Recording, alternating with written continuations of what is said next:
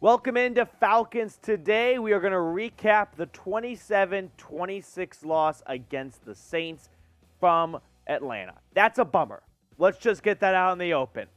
A 16-point lead in the fourth quarter, and the Falcons were the Falcons. I hate to be that guy. I hate to sound like a broken record, but let's just call it what it is at this point. It is nauseating, and it is frustrating, and it is wash, rinse, repeat for the Falcons in the fourth quarter. Far too often. We're going to run through the stats. I jotted down a bunch of notes throughout the game I want to get across to you guys. But I think we should probably start at the quarterback position. Let's start this conversation off with Marcus Mariota, who I thought, depending on where your expectations were, had a decent game, right? I didn't have very high expectations for him.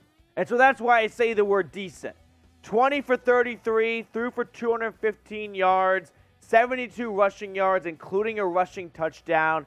You saw a lot of that mobility and sort of the Oregon Duck in him. But now the question is, what about Desmond Ridder?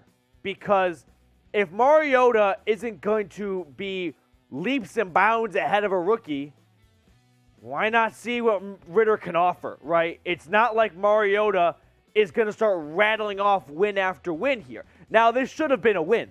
So in his defense, it wasn't Mariota who blew a 16-point lead in the fourth quarter on defense, but the offense also got stale at the end. And the Saints were able to start putting up points, and there was no response from Atlanta. Now, speaking of a response from Atlanta, the next half of this conversation is Arthur Smith. Not the best post-game presser you could have asked for. If you guys missed it, on Twitter, he got roasted, right? Here's the quote I think we should just share right now. Arthur Smith, you guys wrote our obituary back in May. You will continue to write our obituary. Who cares? We have 16 games. I get him being at least frank and honest, going, you all said we were going to suck anyway.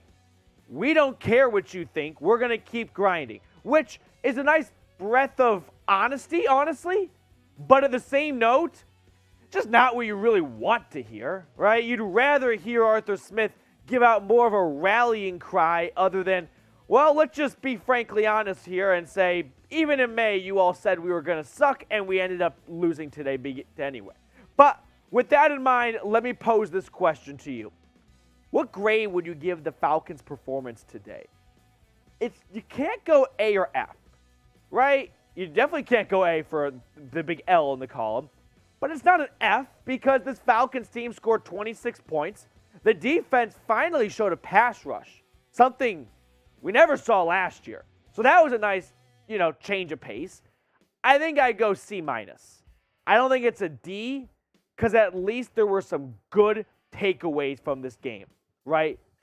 Michael looked awesome. The safeties were playing well. Grant and Hawkins, I thought, had strong games. Curious to see what A.J. Terrell's Pro Football Focus grade is. He was essentially a non-factor in the first half, and that's a good thing, right? They don't look your way as a corner. You're doing your job. So let's shift gears here. Let's talk about Cordarrelle Patterson. He had a career game, 22 carries, 120 yards, including a touchdown run. So Patterson was picking up where he left off. It was sort of a, hey, was that a lightning in a bottle season like a year ago, or can we continue to go to you in the backfield?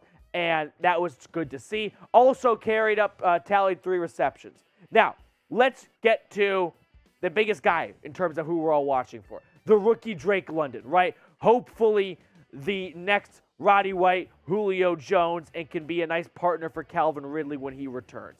Okay? London, all in all, for a rookie coming off a knee injury this preseason, I liked what I saw out of him in this game against the Saints. I thought London put together a strong game, especially when he was a questionable player just a couple days ago. So for him to step in there as a rookie off that knee injury, I thought he put together a strong performance, okay? So I liked what I saw out of London. Patterson's still great. Those are my notes right there. We're going to talk about the defense now. Now, we're also going to get you guys more Falcons content throughout the entire season, which is why you got to go ahead and subscribe. Hit that big red button down below. Get locked in for daily Atlanta Falcons content here on Falcons Today by Chat Sports. So, switching gears, let's get to the defense, which in my notes, Jekyll and Hyde. Awesome in the first half, vanished in the second half.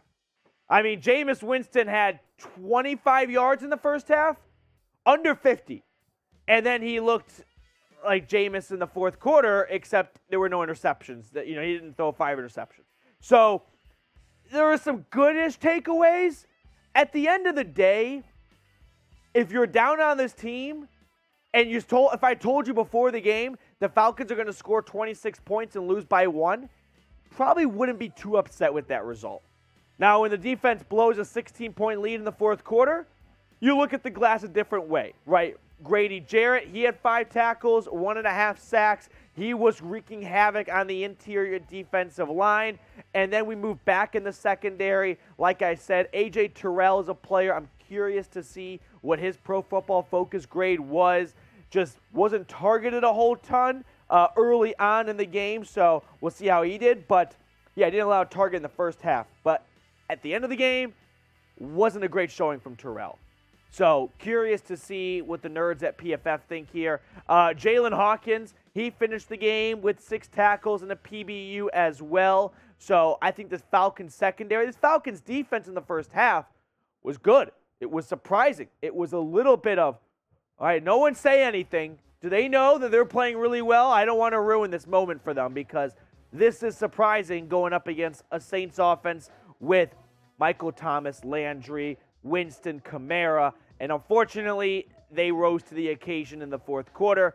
And then the Falcons defense looked like what Arthur Smith said they would look like. They started writing our obituary back in May. So that's sort of the spin on defense of half glass full, half glass empty. Great for 3 quarters. Booty cheeks in the fourth quarter. And they blew a 16-point lead. And the offense never got going in the fourth quarter. But who was your MVP of the game? We'll try to be a little bit positive right now. It's NFL Week 1. Still got 16 games ahead, so don't start throwing in the towel. If you want to pump yourself up, go to NFL Week 1 last year. See some teams that lost. They might have ended a different way than how they started. You might surprise yourself. But who was your MVP of today's game? If I had to give one, I'll give the cop-out and go with Patterson. $120 on the ground and a touchdown. Yeah, that was refreshing. That was very encouraging to see him end where him start where he ended last season. Okay, that is going to do it for us on today's show. Appreciate all of you guys for tuning in. We'll get you more Falcons injury news and updates throughout the week. What was it? Was it Damian Williams, I believe, went down? And so I want to make sure there's no one else we lost. But yeah, Williams went down, and that's it. Rib injury. So all in all, pretty healthy occasion. We'll take it. All right. See you guys later.